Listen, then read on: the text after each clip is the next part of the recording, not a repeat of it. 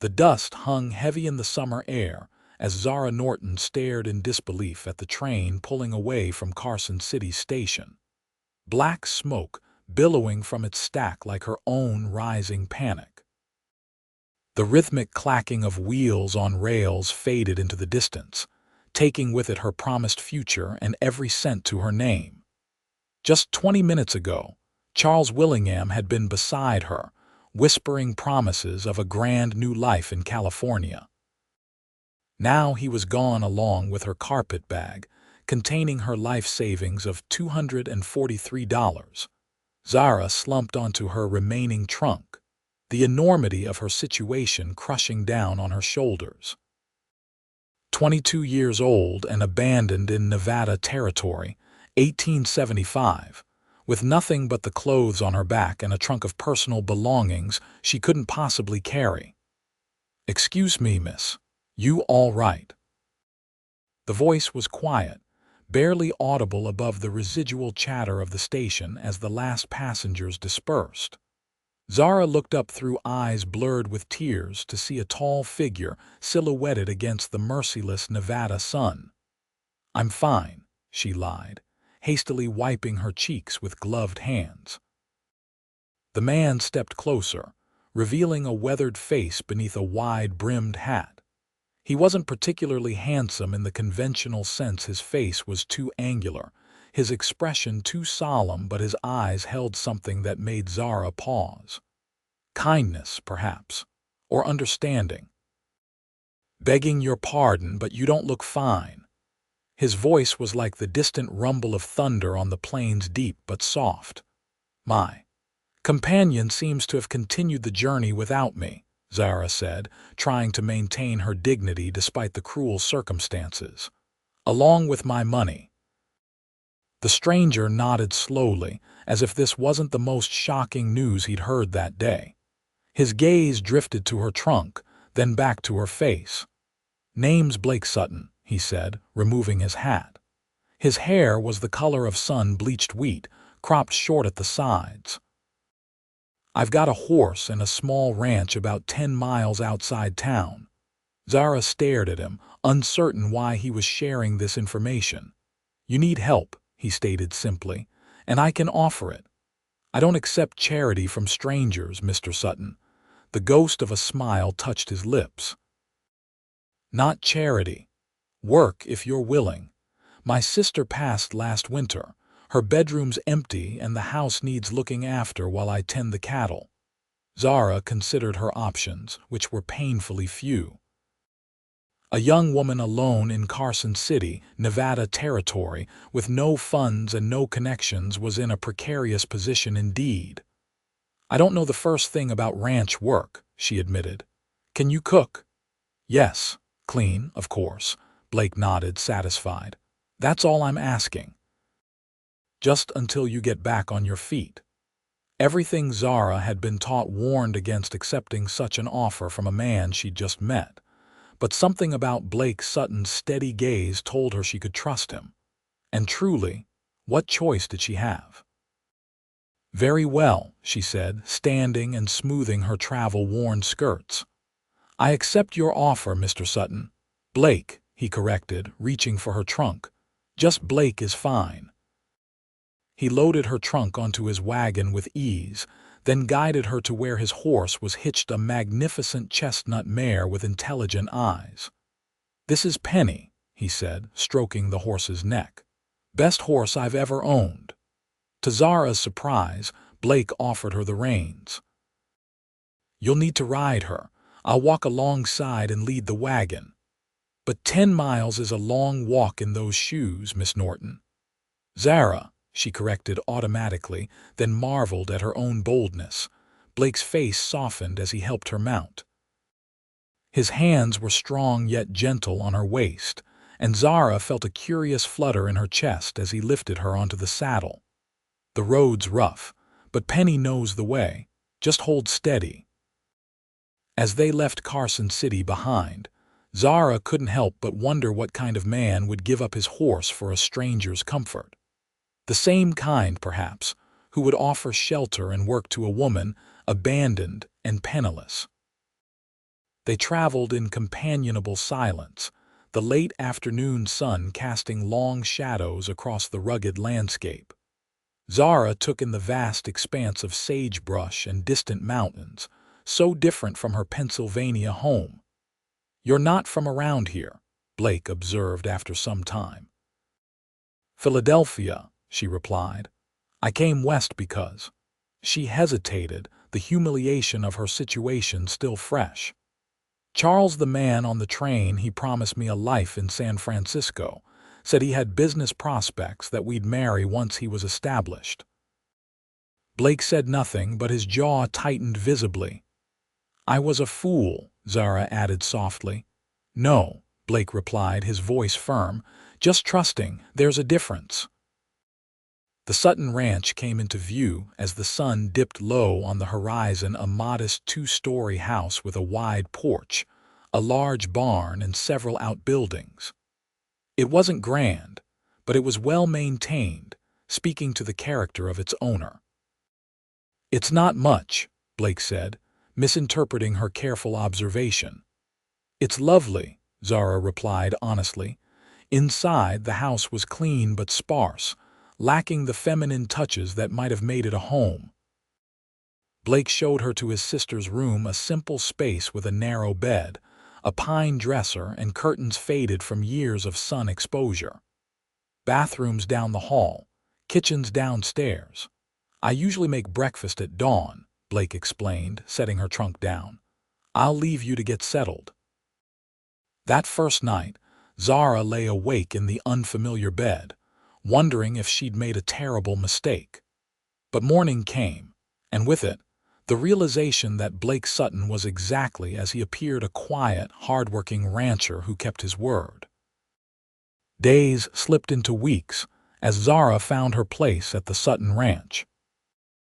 She rose early to prepare breakfast, learned to manage the house with its peculiarities, and gradually added her own touches: fresh curtains sewn from fabric Blake purchased in town, wildflowers in mason jars, and bread baked fresh daily.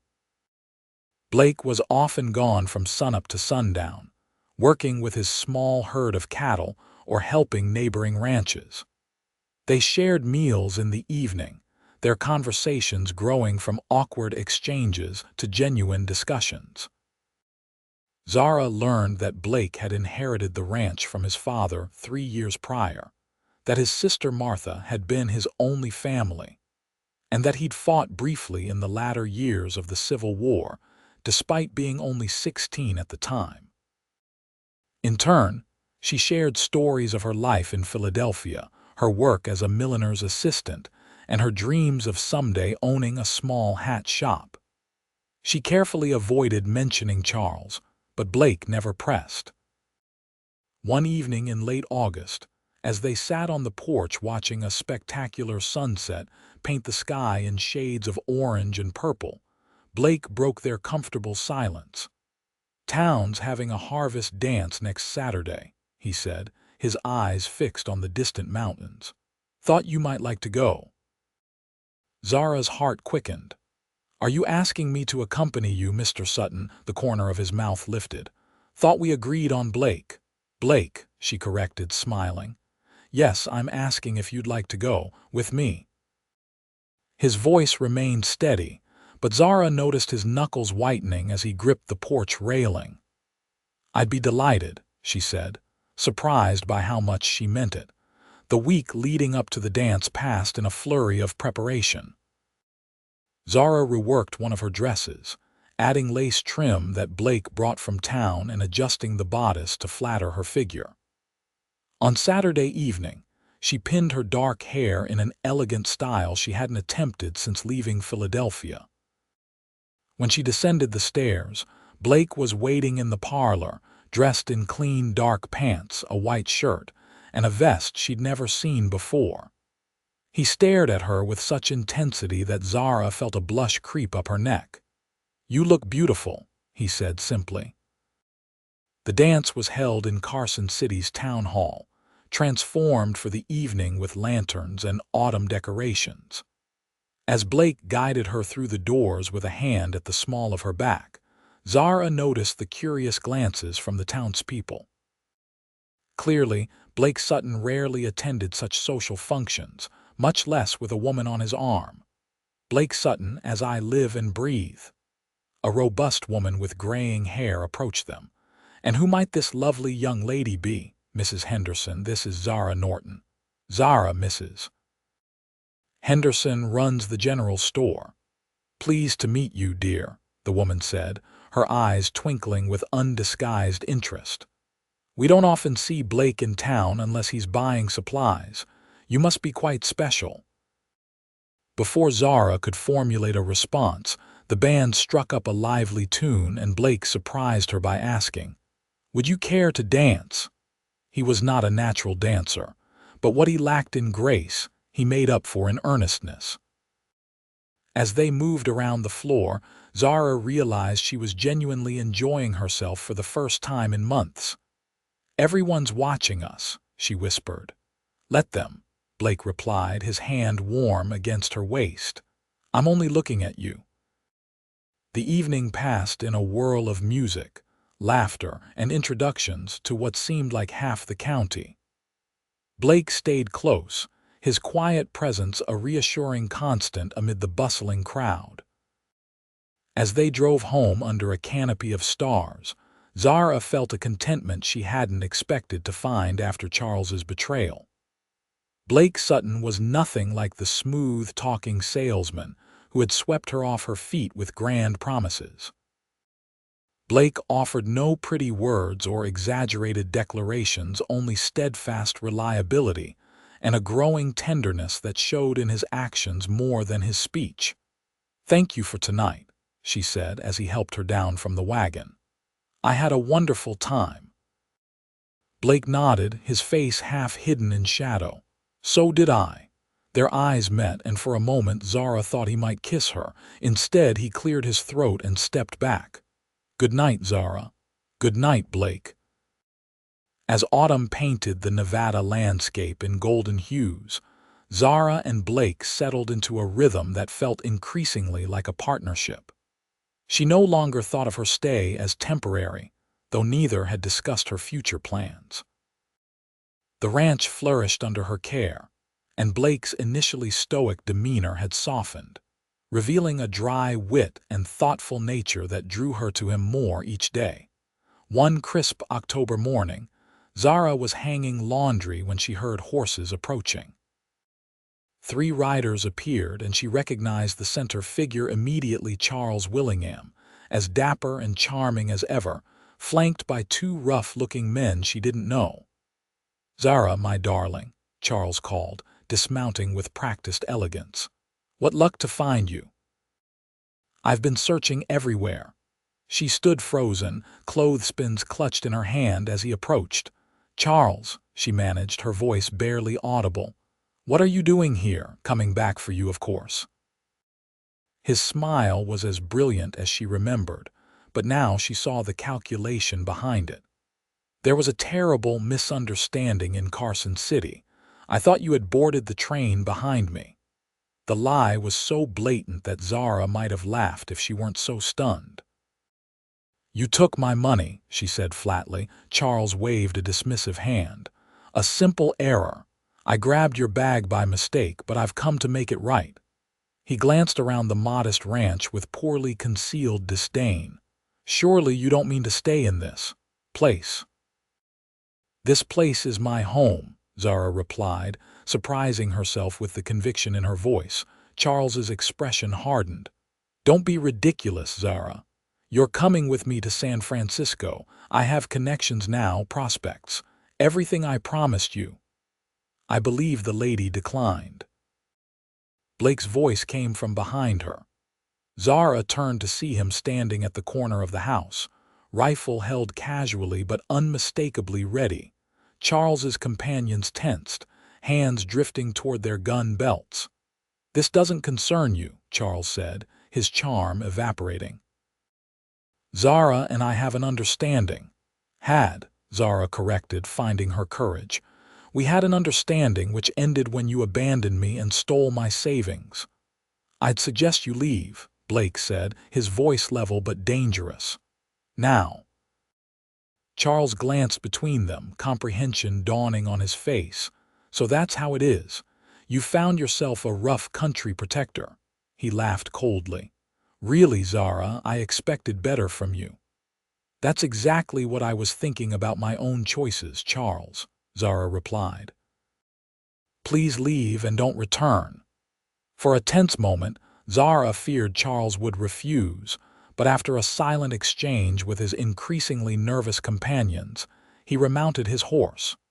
You'll regret this, he said, his handsome face twisted with anger. When you're old and withered on this God-forsaken ranch, you'll remember what you could have had. I know exactly what I could have had with you, Charles, Zara said steadily. Nothing true or lasting. With a final glare, Charles wheeled his horse around and galloped away, his companions close behind. The moment they disappeared from sight, Zara's knees buckled. Blake was at her side instantly, supporting her weight. Are you all right? He asked, concern etched on his features. Yes, she said, though her voice trembled. I just never expected to see him again. Blake led her to the porch steps and sat beside her, his rifle propped against the railing. Would you have gone with him, if he'd come back sooner? The question hung between them, weighted with unspoken feelings. No, Zara answered honestly. Even if you hadn't been here, even if I were still alone at that station, I wouldn't make the same mistake twice. Blake nodded slowly. I'm glad. Are you? Zara asked, suddenly bold. His eyes met hers, clear and direct. Very glad. That evening, as they sat by the fire, Blake cleared his throat in the way Zara had come to recognize as a prelude to something important. I've been thinking, he began, about your situation. Zara's heart sank. Was he about to suggest she move on now that Charles had found her? You've been here 3 months, Blake continued, and in that time you've transformed this place, made it a home again. I've enjoyed doing it, Zara said carefully. Blake nodded, his gaze fixed on the fire. The thing is, I've grown accustomed to your presence, more than accustomed. He paused, struggling with words that didn't come easily to him. I find myself dreading the day you might decide to leave. Hope bloomed in Zara's chest. Is that so? It is. Blake finally looked at her, his expression more open than she'd ever seen it. I know I'm not a man of grand gestures or fine words. I can't offer you city life or luxury, but I can offer you honesty, respect, and— He hesitated. And my heart, if you'd want such a thing. Zara moved to sit beside him, close enough that their shoulders touched. Blake Sutton, are you asking me to stay? Permanently? I'm asking if you might consider becoming my wife, he said quietly. Not right away, when you're ready, if you're ever ready. Tears pricked Zara's eyes, but they were tears of joy, not sadness. I think I'd like that very much. Blake's smile transformed his face, erasing the solemnity that usually marked his features. Slowly, giving her every chance to pull away, he leaned forward and pressed his lips to hers in a kiss that held both tenderness and promise. Their courtship unfolded through Nevada's harsh winter, Blake's natural reserve melting as surely as the spring thaw that followed. They married in April 1876, a simple ceremony in Carson City's small church with half the county in attendance. Mrs. Henderson, who had become a dear friend to Zara, whispered as she embraced the bride, I knew it from that first dance, the way he looked at you like you were water in the desert.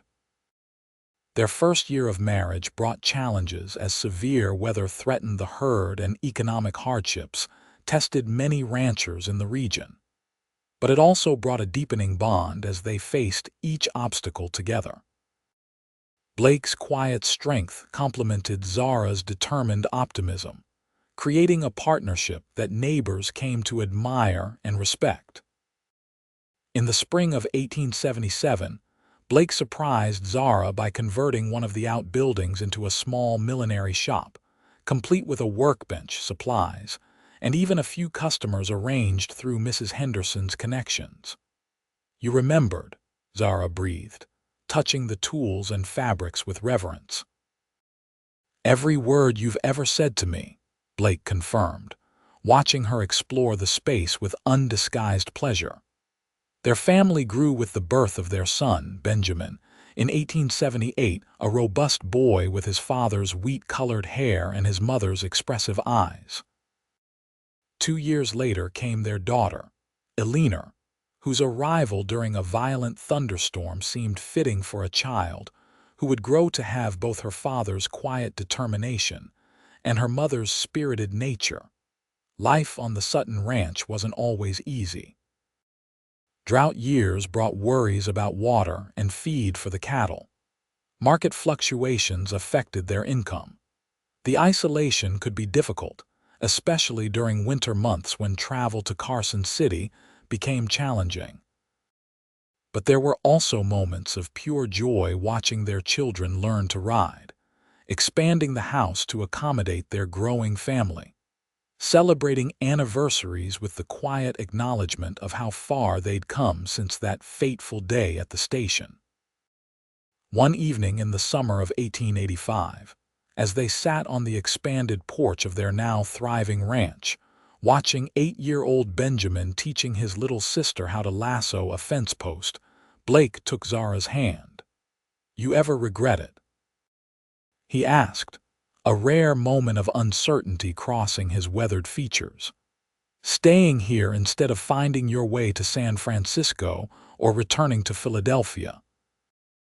Zara looked out at their land, at the prosperous cattle herd grazing in the distance, the vegetable garden she'd nurtured from barren soil, the millinery shop where she now crafted hats for ladies throughout the region.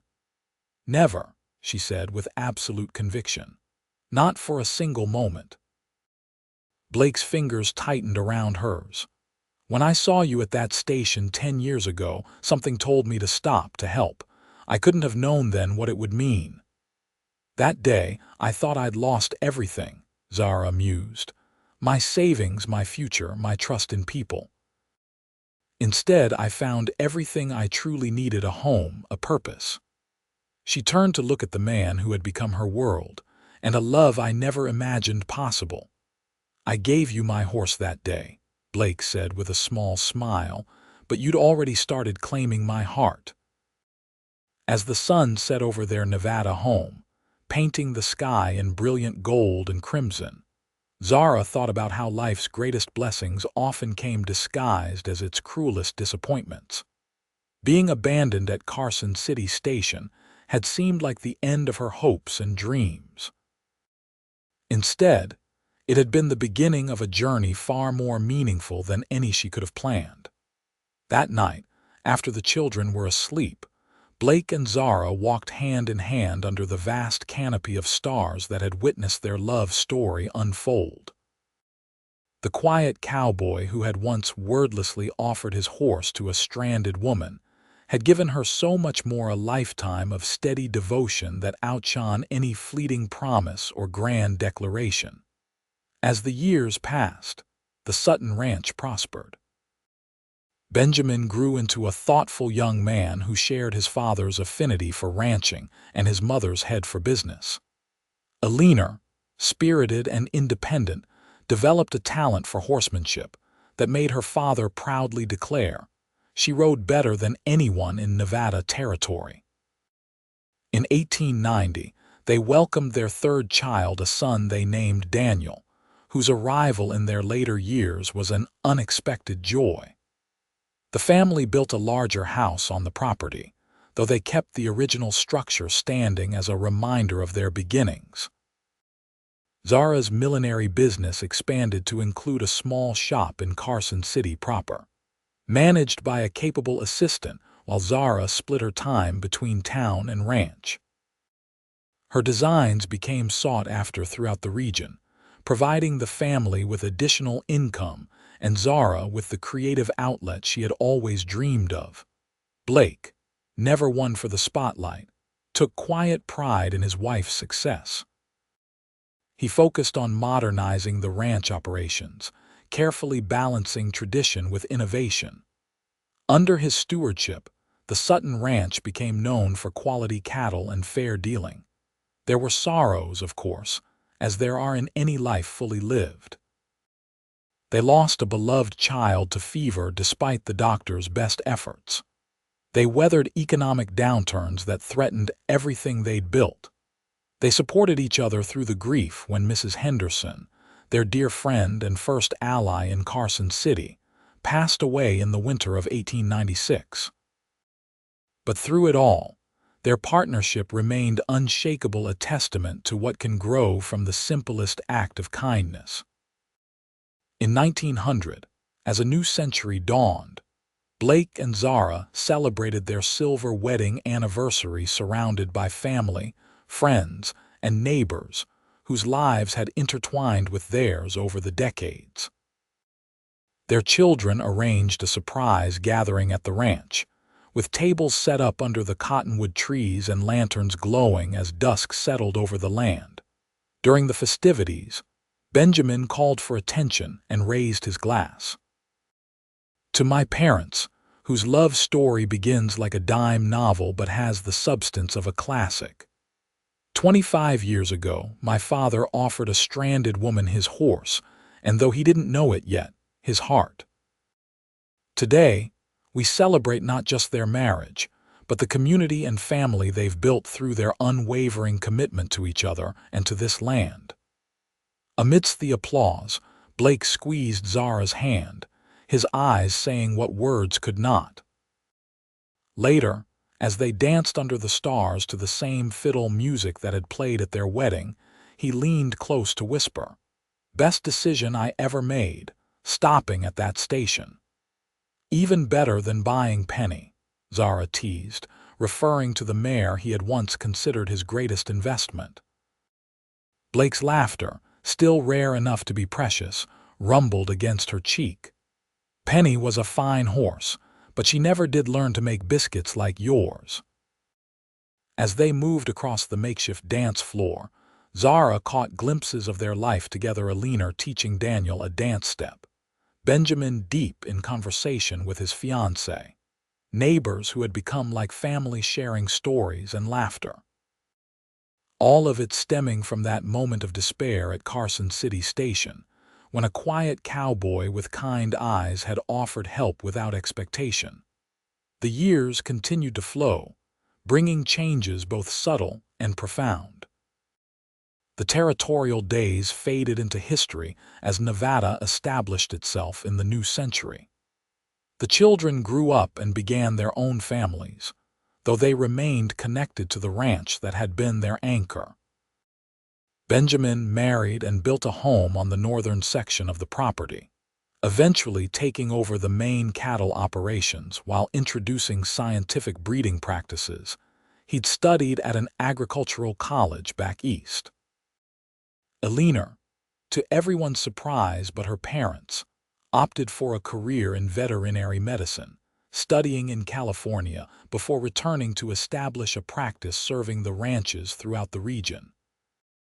Young Daniel showed an aptitude for both ranching and his mother's creative talents, developing an artistic eye that later served him well when he began designing innovative ranch equipment. Blake and Zara, growing older but no less devoted to each other and their land, gradually stepped back from daily operations to allow the next generation to lead. They traveled occasionally to San Francisco, where Zara couldn't help but think of how differently her life might have turned out, to Philadelphia to visit what remained of her family, and once, memorably, all the way to New York City, where Blake looked thoroughly uncomfortable amid the towering buildings and crushing crowds. "Give me Nevada skies any day," he muttered as they returned west, his relief palpable as the landscape opened up before them. In 1910, as they approached their 60th birthdays, Blake suggested they rebuild the original porch where they had spent so many evenings throughout their marriage.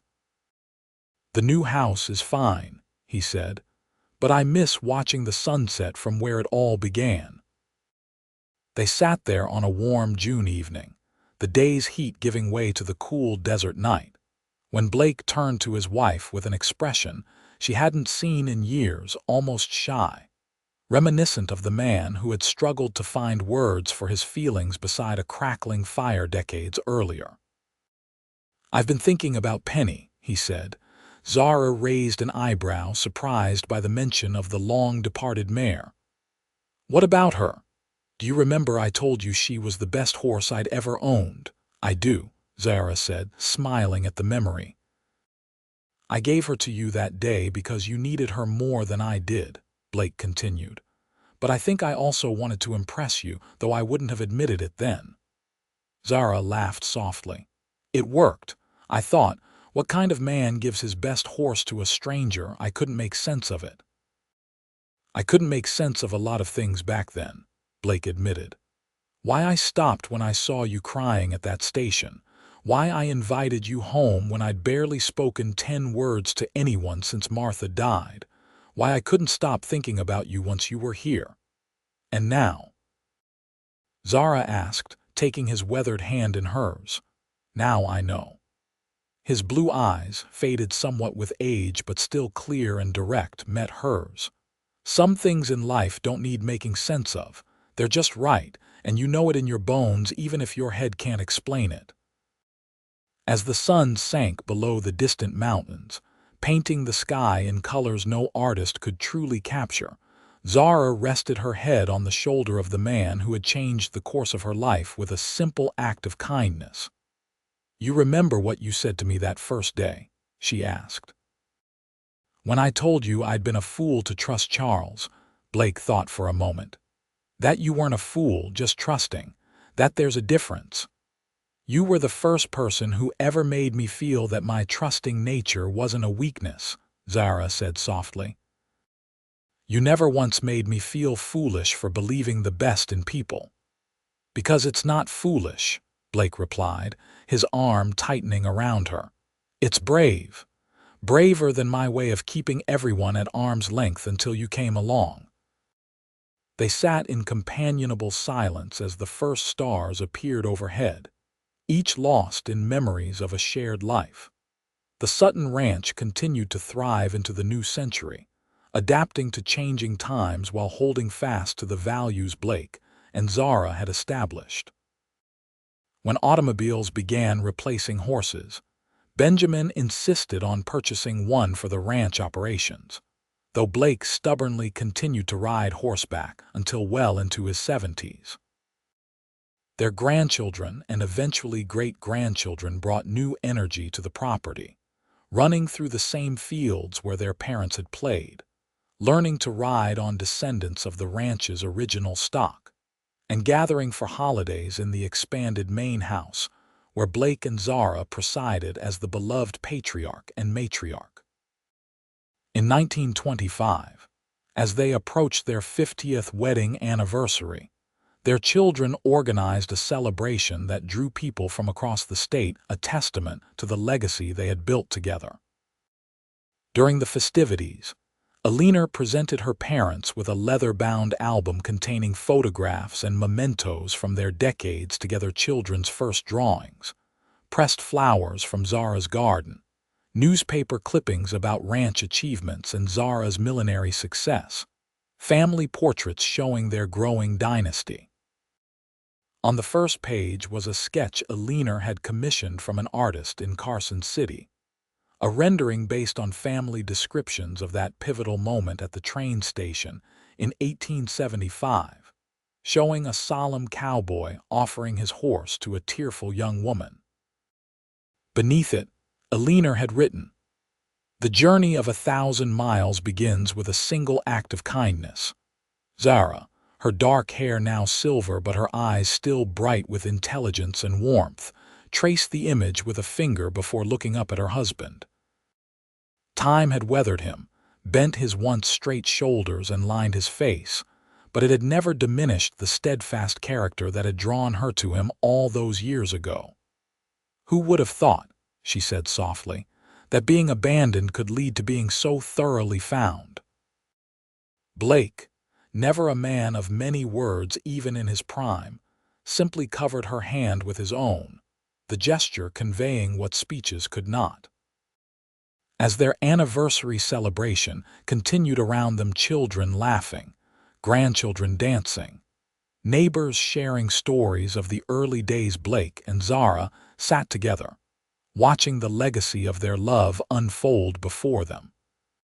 From that desperate moment at Carson City Station had grown not just a marriage or a family, but a community rooted in the values they had lived by. Honesty, hard work, compassion, and the courage to offer help without guarantee of return. When they were finally alone that night, Blake took Zara's face between his hands with a tenderness that 50 years had only deepened. "Thank you," he said simply. "For what?" "For accepting my horse that day. For taking a chance on a man who barely knew how to speak to a woman, let alone court one properly. For building this life with me." Zara smiled, the years falling away as she remembered the young woman she had been and the quiet cowboy who had changed her fate. "Thank you," she replied, "for stopping when everyone else walked by, for offering me not just transportation but dignity, for seeing value in me when I thought I had none left." Their kiss was gentle, a familiar comfort perfected through decades of practice, yet still carrying echoes of that first hesitant embrace beside a crackling fire so many years before. Outside their window, the Nevada sky stretched vast, and star filled over the ranch that had grown from Blake's modest inheritance to a thriving enterprise spanning thousands of acres. Somewhere in the distance, a coyote called a sound that had once seemed alien to Zara's eastern ears, but now registered as simply home. In the years that followed, as age gradually claimed their strength, Blake and Zara remained the heart of the Sutton Ranch. They moved more slowly, rested more often, but their presence continued to guide the family through challenges both personal and professional. When Blake passed peacefully in his sleep in the winter of 1932, Zara faced her greatest sorrow with the quiet dignity he had always admired in her. At his funeral, attended by what seemed like half of Nevada, she stood supported by 3 generations of Suttons as Blake was laid to rest on a hill overlooking the land he had loved. Zara lived 3 years more, active in ranch affairs and family matters until the very end. On her final evening, she sat on the rebuilt porch of their original home, wrapped in blankets against the autumn chill, watching the sunset with her children and grandchildren gathered around her. "Your father gave me his horse that day at the station," she said suddenly, her voice clear despite her years. "But what he really gave me was a choice to trust again after betrayal, to build rather than break, to see opportunity in disaster." She looked around at the faces of those she loved, her legacy written in their features and their character. Remember that when life seems darkest, sometimes the greatest gifts come disguised as our greatest losses. Zara Norton Sutton was buried beside her husband on the hillside overlooking their ranch, the epitaph on their shared stone reading simply, "They found in each other what they never knew they sought." The Sutton Ranch continued to thrive through the Great Depression, through wars that called away sons and grandsons, through droughts and economic challenges that tested the family's resilience. But the foundation Blake and Zara had established of integrity, adaptability, and unwavering commitment to both land and people ensured that their legacy endured. And in Carson City, the story persisted for generations, passed down in family histories, recounted at gatherings, sometimes embellished but never forgotten, of the quiet cowboy who had offered his horse and his heart to a stranded woman, and of the extraordinary life that had grown from that simple act of kindness on a dusty afternoon in 1875. The story became something of a local legend, A reminder that sometimes the greatest love stories begin not with grand gestures, but with quiet moments of human decency, with one person seeing another's need and responding with generosity, rather than calculation. In later years, when the old train station was converted into a regional museum, a small display featured their story, complete with a photograph of Blake and Zara on their 25th anniversary, and the sketch a leaner had commissioned. Visitors often paused there, touched by the tale of a life built from what might have been disaster. Perhaps most meaningful of all, the Sutton family continued the tradition Blake had unknowingly established of offering help without expectation, of seeing opportunity in connection rather than transaction. Through generations, they remained known throughout Nevada for their generosity in hard times, their fairness in business dealings, and their willingness to extend a hand to those in need. And so it was that a moment of abandonment led not to isolation but to belonging, not to bitterness but to grace.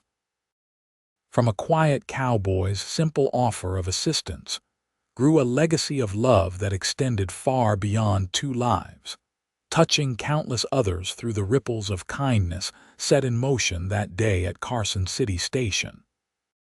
For in the end, it wasn't just a horse that Blake Sutton had given Zara Norton, nor even just his heart.